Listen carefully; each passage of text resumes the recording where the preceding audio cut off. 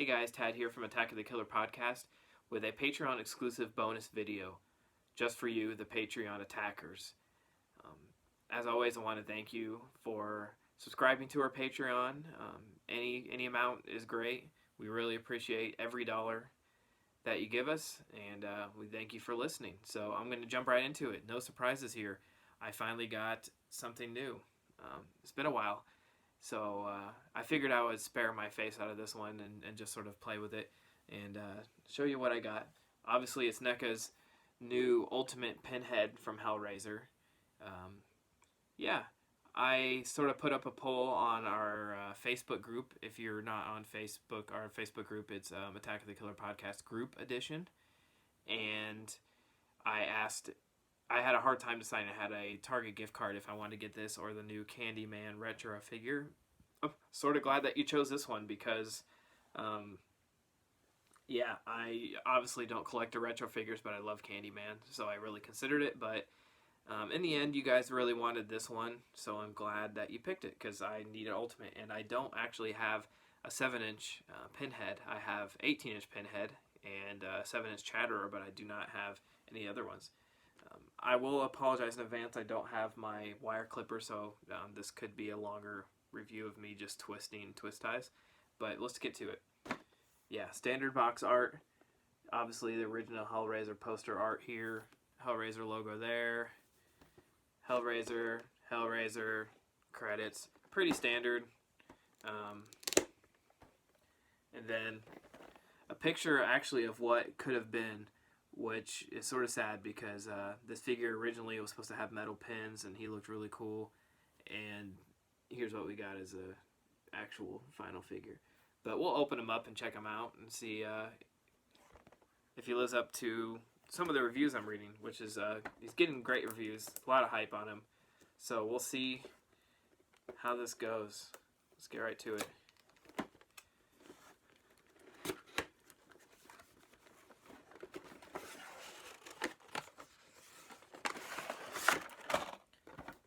Yeah, box, like I said, had the standard picture and then the background of the chains and the meat. NECA's done a lot of the Hellraiser. They had a whole Hellraiser line, right, when they sort of became a bigger company, when they started doing the action figures, not Ultimate, but 7-inch stuff. And Hellraiser was one of the ones that they did tons of figures from. And I only have one of those figures, and it's the Chatterer, which is, I think, right over my shoulder here. I don't know if you can see them, but they were cool, but the scale's off and they're not great now. So I'm sort of glad that we are getting back to that line of that license. Actually, we'll see if they make the others in Ultimate form, but I just don't know if they'll continue doing that. They made a lot of Pinheads back in the day, and they made a Doug Bradley one and stuff. I'm sort of surprised they didn't include a Doug Bradley head on this, but it comes with 2 laminate configurations. He's got the open one and a closed one. He's got a sort of grimacing head, lots of weapons, and lots of spare hands. So I'm going to try to free him from his plastic here. And once again, I don't know where my clippers went. I looked for them frantically before I recorded this. So you're just going to have to put up with a few seconds of me rambling while I try to get these plastic ties off. But it sure makes me appreciate having those. I really wish I knew where they went. They announced this figure quite a while ago. I was not honestly all that excited just because I do like Hellraiser, but it's not my favorite series, and I already have an 18-inch Pinhead, and I thought, well, you can't really improve much on it. And this thing is very different from the original release. He's, like I said, he's got all these accessories and stuff, but he's got articulation. The thing that most will notice that's different from the old release is that he has cloth on him, and you know, NECA doesn't do a lot of cloth on their action figures, so it's sort of new. I don't know if you say new and improved. I sort of like a soft, like a rubber in that case, but you know, obviously they had some cost stuff to look into. I think that was probably the biggest cause for them to make some of these shortcuts. Okay, have them out here. Now, there he is. Let's see if I can get to zoom in on him. But, yeah, it's a pretty cool figure. They've used a lot of gloss on what would be the leather on Pinhead, almost a leather face, and the head sculpt is really good. I'll say that. And they did something new that NECA is sort of experimenting with, where they print instead of paint the face apps on. It's like a digital print of the actual face, sort of a unique thing. You can sort of see the print on here. I watched some reviews that were talking about this, and yeah, I don't know what to think about it. It looks nice. I can't really complain too much, but this figure is... I'm sort of scared to even remove the head with all the pins because I'm afraid I won't get the other one back on. But it's sort of interesting for a character who literally like stands around and throws chains and shit to have so much articulation, because he has your typical shoulders, the NECA shoulders, ball joints. He has the arms that, you know, curve in 3 spots with the elbow and the double joints there. I'm not going to go much into it because I don't really have a good reason to. This is not a character that really needs a whole lot of articulation, but check this out. They actually sculpted legs on Pinhead. Did you even know Pinhead had legs? I mean, you just sort of assume he does, but you never see him. He's got some daddy pants on and some boots, and then his, I don't know, do you call it skirt? Dress? Badass goth thing. But what's sort of cool is they have like a wire in here, so you can bend it and sort of pose the bottom. There's a wire that goes through here, so you can pose it to look how you want it. And it's interesting because it has like a break in the back so that, you know, you can open up and see his legs and stuff. But adds a little more flexibility, so you can actually put him in some sort of cool poses. But for me, it's like, he's Pinhead. What are you going to do? Put him in like karate kicking or something? I mean, he stands there and he holds the configuration laminate, and that's about all you have for Pinhead. Yeah, I'm not really sure. I know NECA's all about making articulation, especially in these Ultimate figures. It just seems sort of like a waste on this guy. But, you know, who complains about articulation besides me? So yeah, I definitely think the head sculpt is way improved from the old one. But like I sort of showed in the old one, like the picture here on the back, you can see he originally had metal pins, if you can see right there. And while the scale on them was a little off, like they were bigger.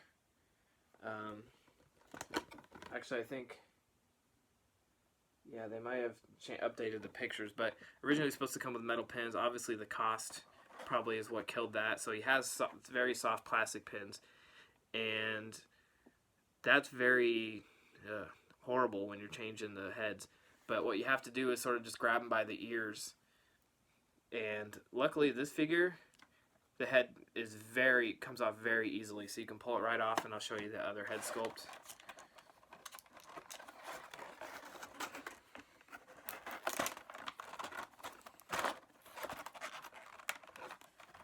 Got some tape on here so that we don't lose accessories, so sort of thankful for that. There's a lot of tape here. Okay. The other head sculpt is the classic like grimacing Pinhead, and I probably am having a hard time getting a good zoom on that, but it's obviously a more angry version. And the paint apps are pretty good. Like I said, the printing, the teeth on this one looks really good. And grab them by the ears and just sort of wedge it on there carefully, not to break any of the pins. But man, it is tough with all these pins to get him on there without breaking any of them. It's extremely fragile.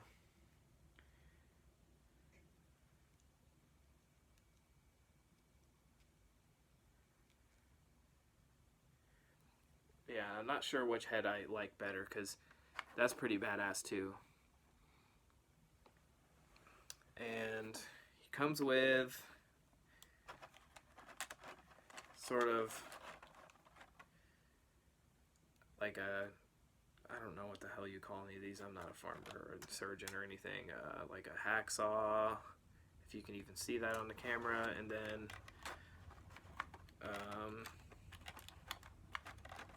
try not to drop this. A stabby blade, of course.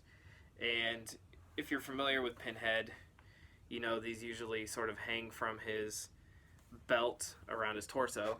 And what they did was they sort of put a very delicate string here that comes down in here. I don't even know if you can see it on camera, that you can hang these from. They have little metal hooks. And, sorry.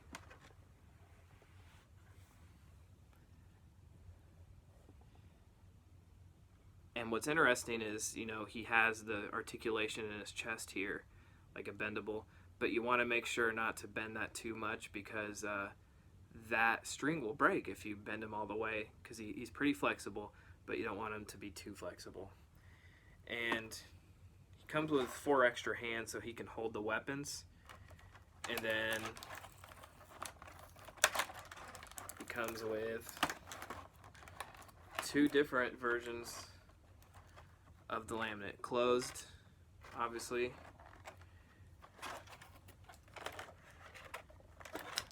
And of course, opening, which is really cool. And what I'll probably do is just sort of keep him holding the box, because that's the classic pose. So, you know, you can put it right in his hand. See if I can get him to hold it without dropping it. But you can get it to hold the laminate. And I'd probably just pose him something simple like this. I don't even want to put weapons in his hands, because I just don't think of Pinhead as having all these weapons in his hands. You always sort of think of him, classic Pinhead, holding the laminate. So I could play around with the hands for a little bit, but you get the point. He has, looks like, 2 left and 2 right hands that can actually hold the weapons. I'll show those to you just because I'm not going to dig them out of the box.